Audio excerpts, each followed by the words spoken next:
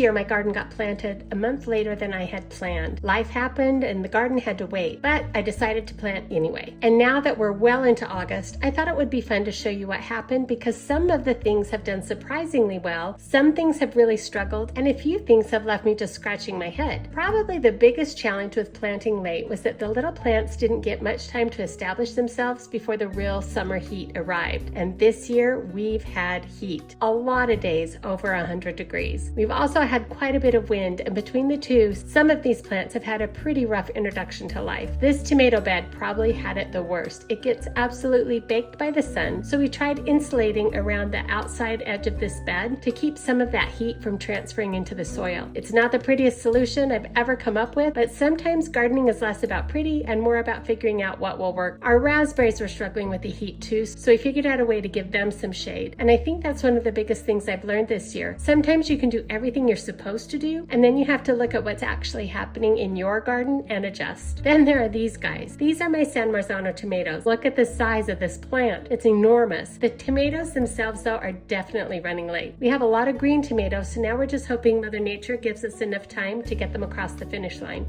I also companion planted basil and marigolds around my tomatoes this year. I love having basil right here because I actually use it, and the marigolds are supposed to help bring beneficial insects into the garden that can help with some pests. And honestly, even if they did nothing else, I love having the flowers mixed into the vegetable beds. Now, these have been one of my favorite experiments this year. These are Cinderella pumpkins, and I've grown them from seeds I harvested from our pumpkins last fall. There is something incredibly satisfying about saving a handful of seeds, planting them the next year, and watching them turn into this. But apparently the squash bugs like them too. I've been finding squash bugs and a lot of squash bug eggs. I check underneath the leaves regularly, and I remove the eggs whenever I find them, and I drop the adult bugs into a cup of soapy water. One important thing I've learned is to not just toss the squash bug infested vines into my compost pile when the season is over. I bag up all the infested plant material and get it out of the garden and into the trash rather than giving those bugs a cozy place to hang out and come back next year. Also, note to self, don't plant 20 Cinderella pumpkin seeds. 5 would have been plenty for this bed and would have given them more room to move. I've ended up pulling out a lot, but I still have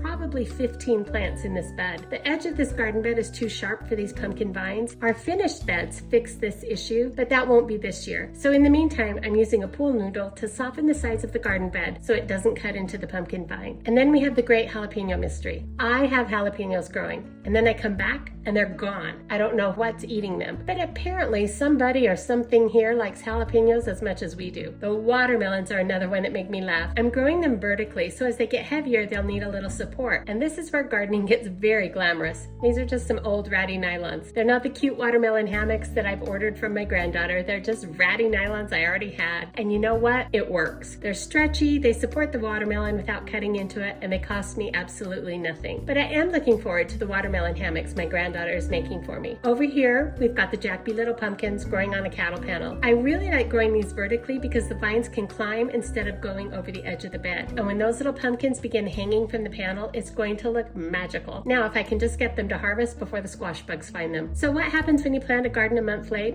Apparently a little bit of everything. Some plants struggle, some surprise you. Some grow into enormous tomato plants while taking their sweet time actually ripening a tomato. You battle heat, wind, bugs, your jalapenos disappear mysteriously, and you learn to improvise.